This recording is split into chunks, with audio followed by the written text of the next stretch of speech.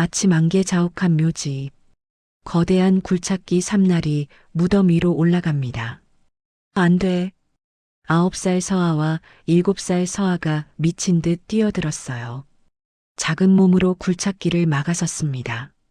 충격으로 서아가 피를 토하며 쓰러졌어요. 애가 쓰러졌습니다. 구급차. 검은 코트의 남자가 서 있었습니다. 새하얀 머리, 강민재 회장. 대한민국 10대 재벌이었어요. 서아가 눈물로 절규했습니다. 3년 동안 한 번도 안 왔잖아요. 아빠는 여기 계셔야 해요. 돌아오실 거라고. 회장은 굳어버렸어요.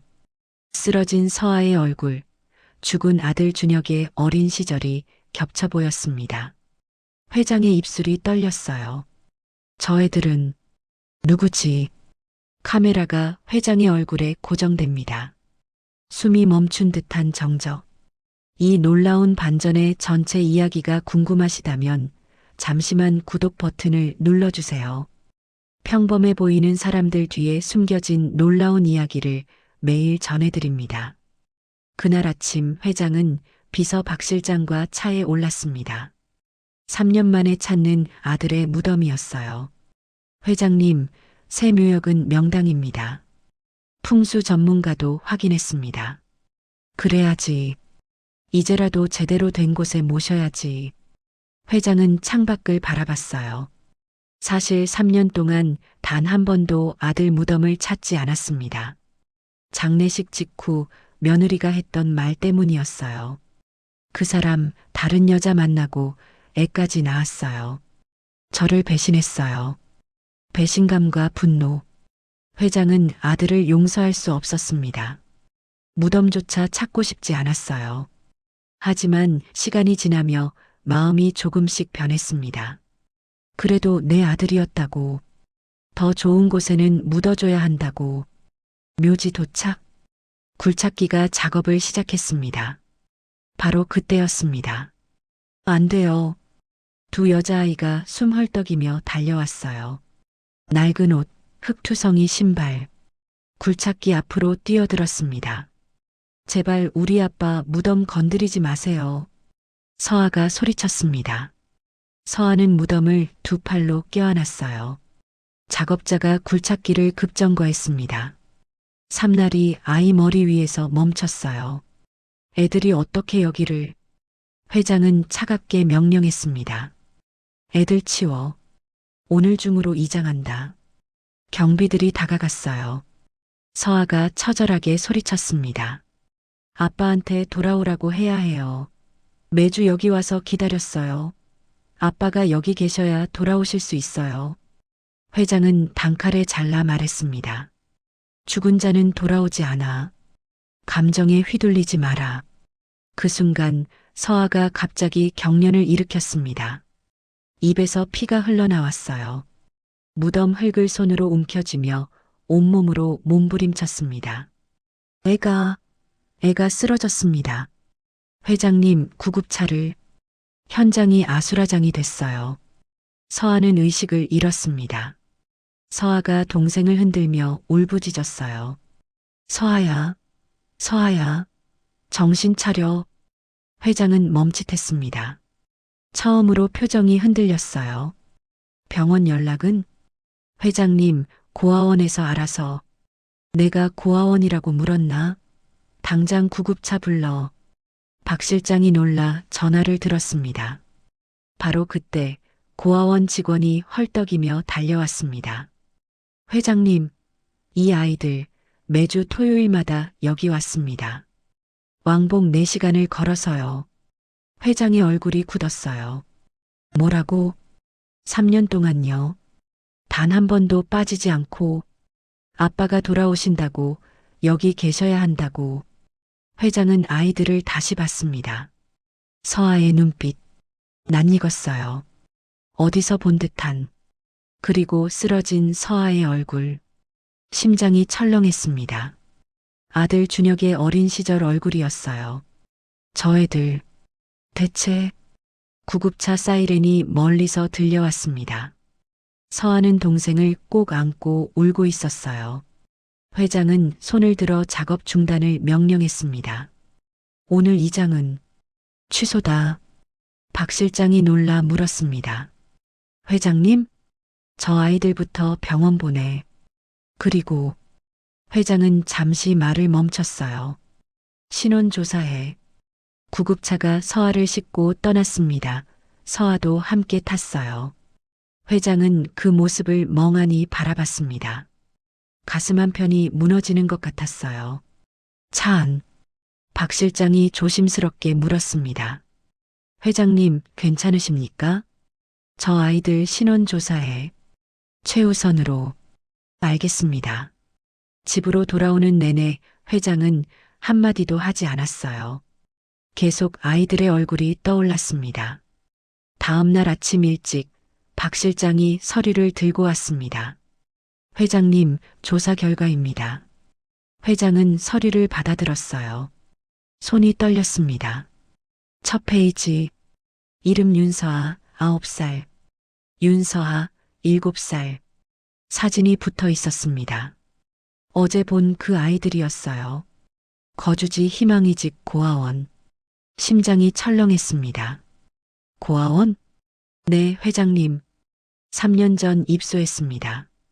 페이지를 넘겼어요. 입소 기록. 보호자 이름이 눈에 들어왔습니다. 차예린. 준혁의 전처였습니다. 예린이가? 네, 직접 데려다 줬다고 합니다. 다음 페이지. 특이사항. 윤서아 선택적 한묵증. 3년간 단 한마디도 하지 않음. 심각한 애착장애. 성인 남성 공포증. 야간 악몽. 식사 거부. 윤서아 또래 교류 전무. 동생만 돌봄. 극심한 불안장애. 타인 불신. 그리고 매주 토요일 왕복 4시간 걸어서 무덤 방문. 이유 아빠가 언젠가 돌아오신다고 믿음. 회장은 숨이 막혔습니다. 마지막 페이지를 넘겼어요. 친부 강준혁. 서류가 손에서 떨어졌습니다. 준혁의 아이들. 네, 회장님. 고아원 기록에 명확히 나와 있습니다. 회장은 의자에 주저앉았어요. 머릿속이 하얘졌습니다. 3년 전 장례식이 생생하게 떠올랐어요. 장례식장 복도. 며느리 차예린이 눈물을 흘리며 말했던 것. 회장님, 준혁 씨가 바람났어요. 뭐라고? 다른 여자 만나서 애까지 낳았대요. 저한테 이혼하자고 했어요. 그 여자 때문에. 회장은 그날 분노로 떨었습니다. 아들에게 전화했어요. 다시는 내 앞에 나타나지 마. 그런 자식은 내 아들이 아니야. 전화를 끊었습니다. 그게 마지막이었어요. 다음 날 준혁은 교통사고로 죽었습니다. 그럼 그 애들이. 회장의 목소리가 떨렸어요. 그때 예린이 말했던 그 아이들. 박 실장이 조심스럽게 말했습니다. 회장님, 며느리 쪽을 조사해야 할 것 같습니다. 왜 아이들을 고아원에 버렸는지, 왜 거짓말을 했는지. 그래. 회장은 창밖을 바라봤어요. 3년간의 분노가 흔들리기 시작했습니다. 매주 무덤을 찾아간 아이들. 왕복 4시간을 걸어서 3년 동안. 아빠가 돌아오신다고. 준혁을 닮은 눈빛. 준혁을 닮은 얼굴. 박 실장. 예, 회장님. 준혁이 유품. 창고에 있지? 네, 보관되어 있습니다. 가져와. 지금 당장. 회장의 목소리는 떨리고 있었습니다. 1시간 후 박 실장이 낡은 박스를 가져왔습니다. 준혁 유품이라고 적혀 있었어요. 회장은 떨리는 손으로 박스를 열었습니다. 옷가지, 시계, 지갑. 준혁이 즐겨 입던 셔츠. 냄새가 남아 있었어요. 박스 맨 밑. 낡은 노트 한 권. 이게 뭐지? 표지를 넘겼습니다. 준혁의 글씨였어요. 일기장이었습니다. 첫 페이지. 2018년 5월. 미소를 다시 만났다. 대학 때 첫사랑. 지금은 우리 병원 간호사. 계속 넘겼습니다. 2018년 9월 미소가 백혈병 말기래요. 병원비가 월 500만 원. 감당이 안 돼요. 2018년 12월 아버지께 말씀드렸습니다. 예린과 결혼하면 병원비 지원해 준다고 하셨습니다. 회장은 그 순간이 떠올랐어요. 로펌 대표 딸이야. 우리 사업에 필요해. 결혼해라. 준혁이 고개를 저었었죠. 아버지, 저는 내 말대로 해. 이건 명령이야. 페이지를 넘겼습니다. 2019년 3월 서아가 태어났어요. 내 딸입니다. 작은 손이 제 손가락을 꽉 잡았습니다. 이렇게 행복할 수가 없어요. 2019년 11월 미소가 죽었습니다. 마지막 순간까지 아이들만은 꼭 지켜줘요 하셨어요. 약속했습니다. 2020년 2월 아버지 명령으로 예린과 결혼했습니다. 서아와 서아를 집으로 데려왔습니다. 우리 아이로 키우겠다고 예린에게 말했어요. 2020년 8월 예린이 서아를 때렸습니다. 7살 애를 빗자루로 등에 멍이 들었어요. 제가 막았습니다. 회장의 눈에서 눈물이 흘렀습니다. 2021년 3월 서아가 말을 안 합니다. 예린이 뭘 한 거예요? 물어봐도 고개만 흔들어요. 두렵다는 표정이에요. 2021년 6월 예린이 서아를 벽장에 가뒀대요. 5살 애를 밤새. 아침에 발견했을 때 서아는 기절해 있었어요. 이러면 안 됩니다. 손이 떨렸습니다. 2021년 10월 18일 마지막 페이지였어요. 더 이상 숨기지 않겠습니다. 내일 아버지께 모든 걸 말씀드립니다. 미소와의 사랑, 두 아이들, 예린의 학대, 전부 다. 아버지, 저는 아버지를 원망하지 않습니다. 아버지는 당신 방식대로 저를 사랑하셨다는 걸 압니다. 다만 이 아이들만은 제가 못 이룬 사랑을, 이 작은 생명들만은 행복하게 해주고 싶습니다. 일기장이 바닥에 떨어졌습니다. 회장은 무너지듯 바닥에 주저앉았어요. 그날, 다음 날, 준혁이가 회장님, 내가 죽인 거야. 내 아들을, 내가. 회장은 처음으로 소리내어 울었습니다. 3년간의 오해, 3년간의 분노, 모두 거짓이었어요. 준혁은 바람 피운 게 아니었습니다. 사랑하는 사람을 지키려 했던 거였어요. 그리고 모든 비극은 자신의 강요에서 시작됐습니다. 다음 날 아침 회장은 고아원을 찾았습니다. 희망이집 고아원. 낡은 3층 건물이었어요. 원장이 안내했습니다. 2층 끝 작은 방. 서아 방입니다. 회장은 문을 두드렸어요. 안에서 작은 발소리. 문이 조금 열렸습니다. 서아가 경계하는 눈빛으로 회장을 봤어요. 왜 왔어요? 회장은 천천히 무릎을 꿇었습니다. 생전 처음이었어요. 미안하다. 할아버지가 잘못했다. 서아의 표정은 얼음처럼 차갑게 굳어 있었습니다. 이제 와서요? 목소리가 떨렸어요. 저희가 추울 때도, 배고플 때도, 아빠 무덤에서 떨고 있을 때도 할아버지는 단 한 번도 안 왔잖아요. 서아야, 아빠가 할아버지 이야기 많이 했어요. 할아버지는 좋은 분이야. 할아버지는 우리를 사랑하실 거야. 근데 다 거짓말이었어요. 회장은 할 말이 없었습니다. 들어가도 되겠니? 아빠 이야기를 해주고 싶구나. 서아는 망설였어요. 그리고 천천히 문을 열었습니다. 작고 낡은 방, 2층 침대, 작은 책상, 벽지가 군데군데 찢어져 있었어요.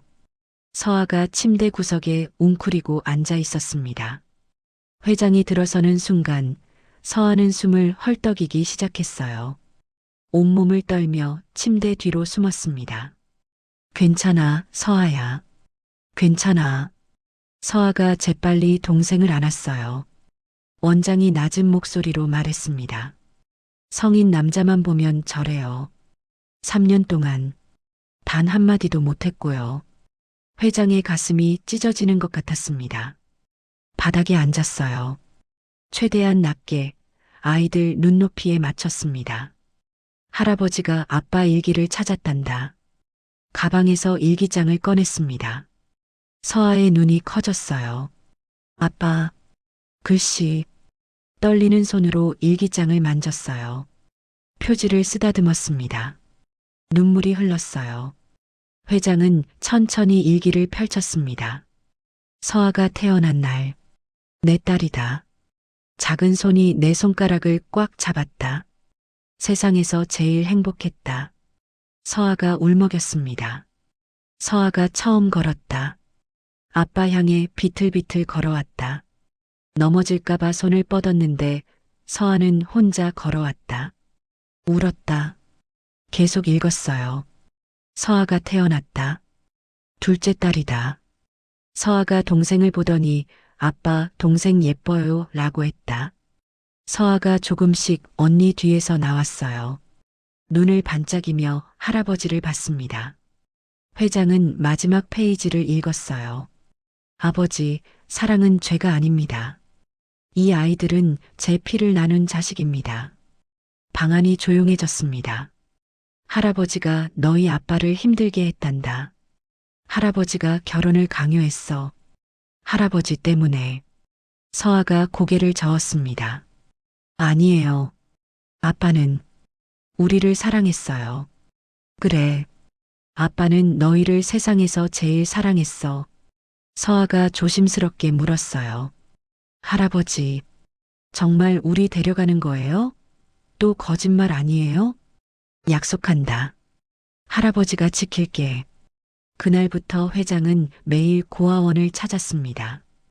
비가 오나 눈이 오나 한 달이 지났습니다.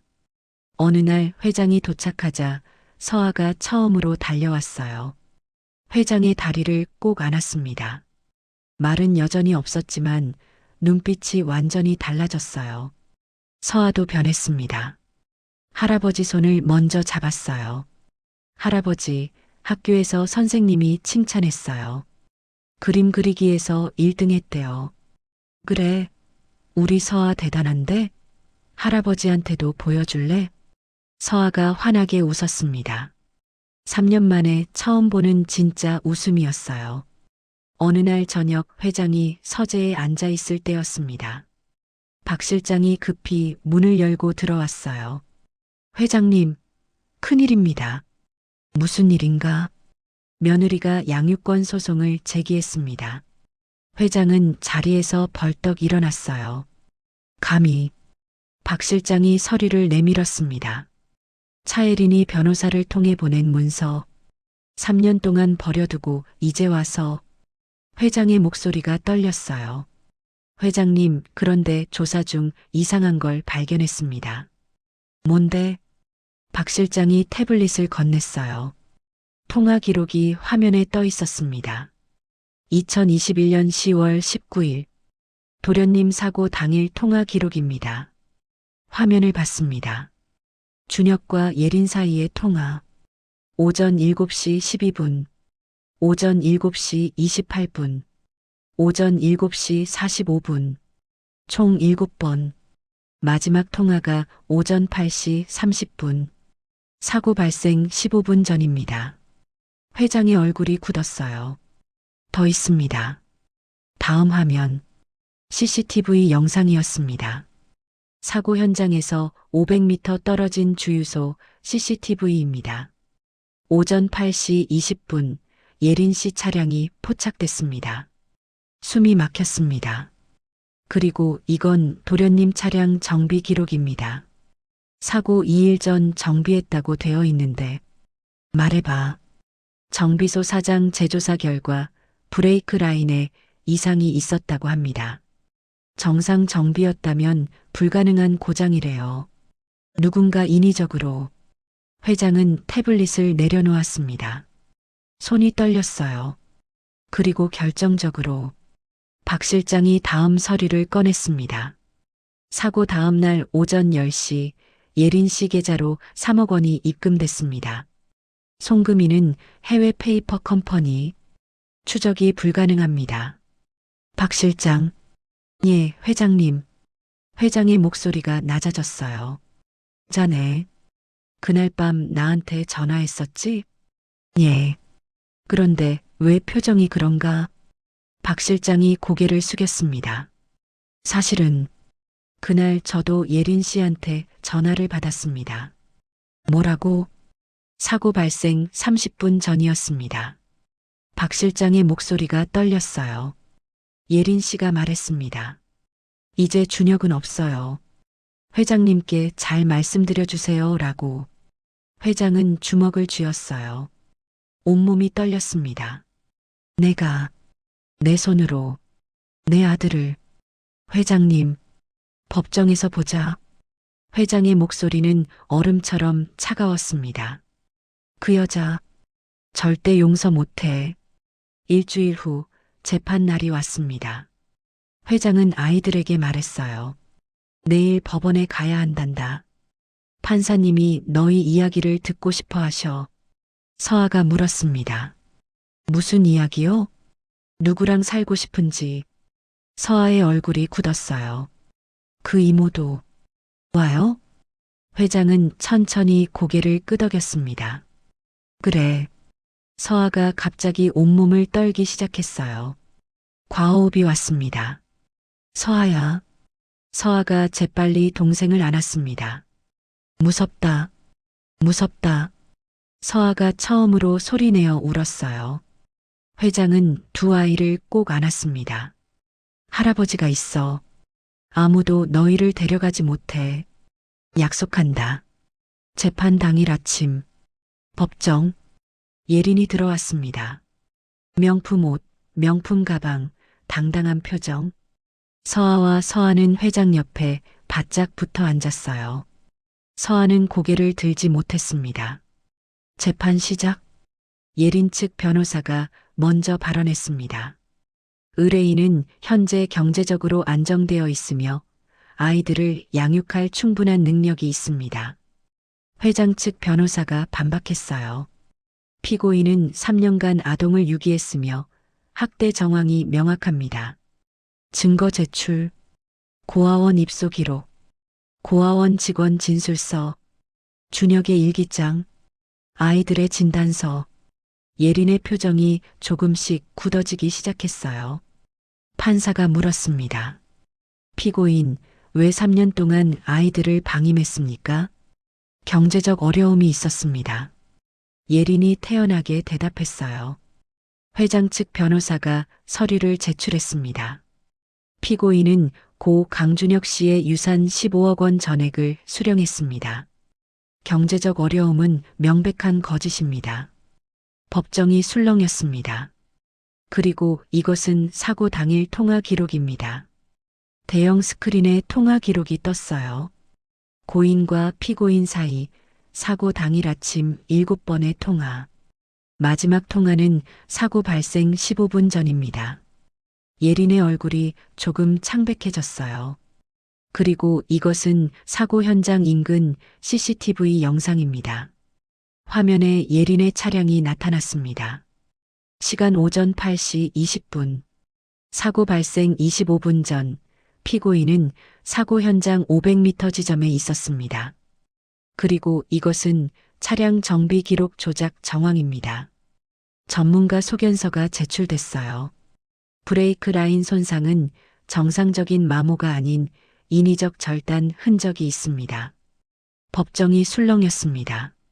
마지막으로 사고 다음 날 피고인 계좌로 입금된 3억 원. 출처는 해외 페이퍼 컴퍼니입니다. 판사가 손을 들었습니다. 피고인, 이에 대해 해명하시겠습니까? 예린이 침착하게 말했어요. 사고는 우연이었습니다. 제가 그 근처에 있었던 건 단순 우연이고요. 3억 원은 개인적인 투자 수익입니다. 그때였습니다. 법정 뒤쪽에서 작은 목소리가 들렸어요. 거짓말이에요.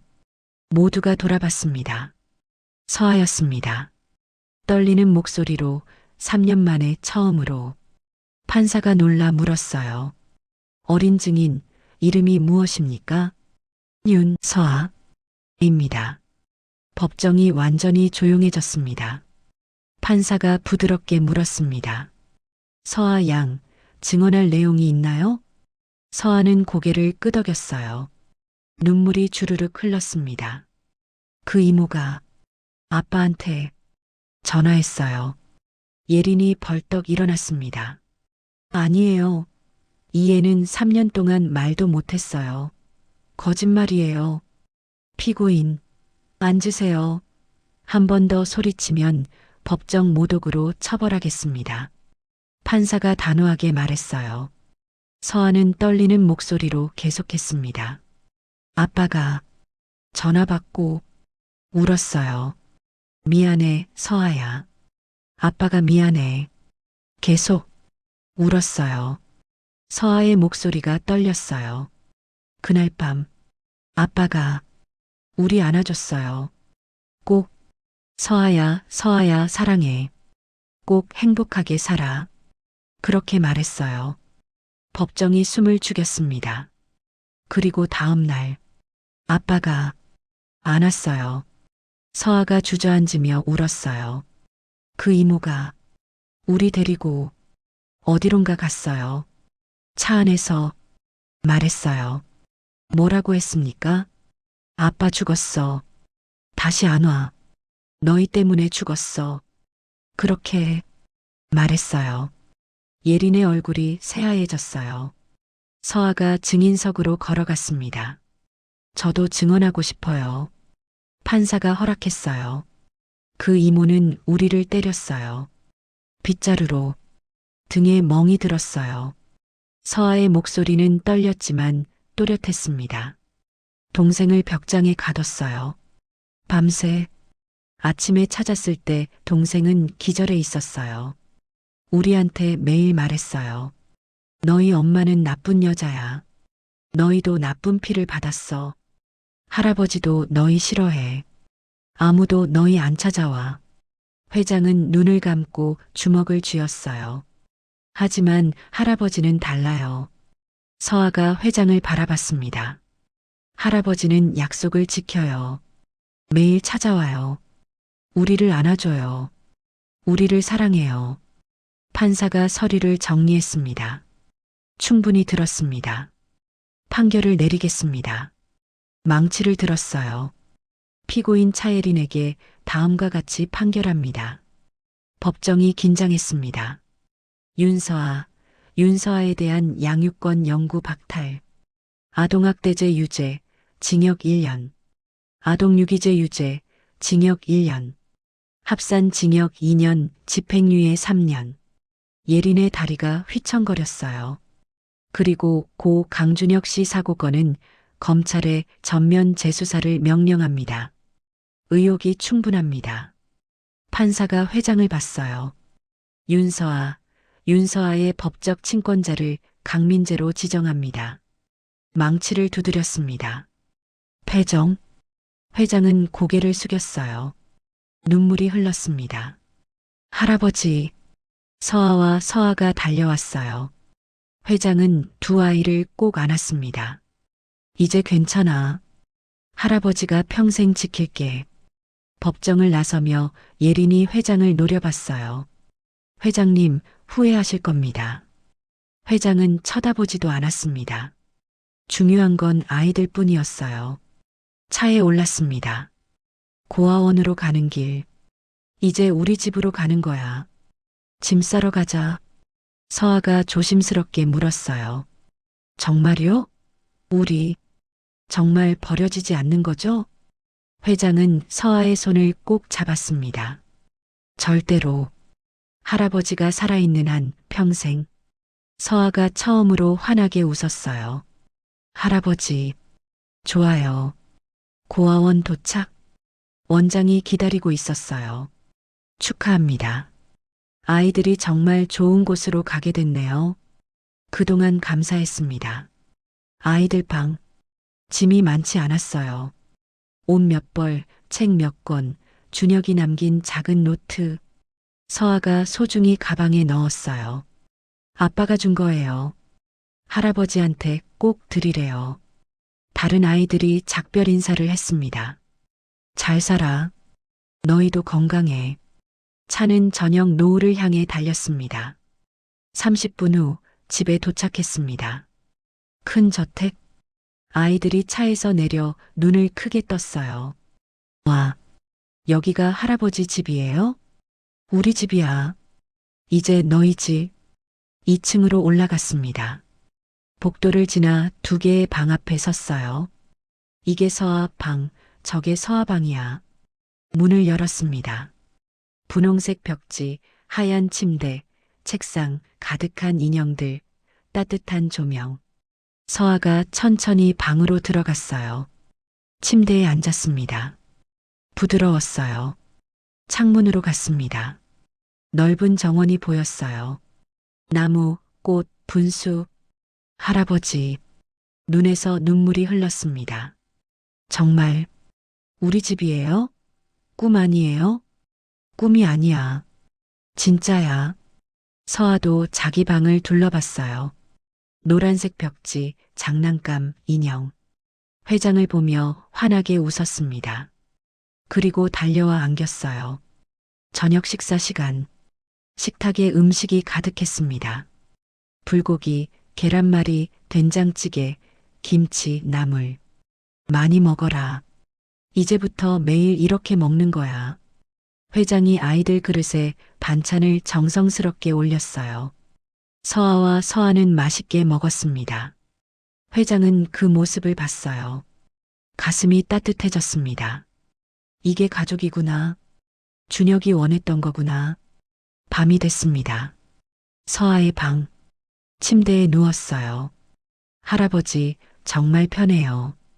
이렇게 푹신한 침대는 처음이에요. 매일 여기서 자는 거야. 할아버지. 왜? 고마워요. 그리고 서아가 잠시 망설이다가 말했습니다.